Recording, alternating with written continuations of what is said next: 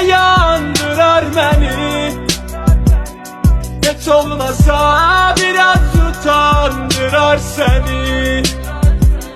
Gelir bir gün gözlerin aktarar beni.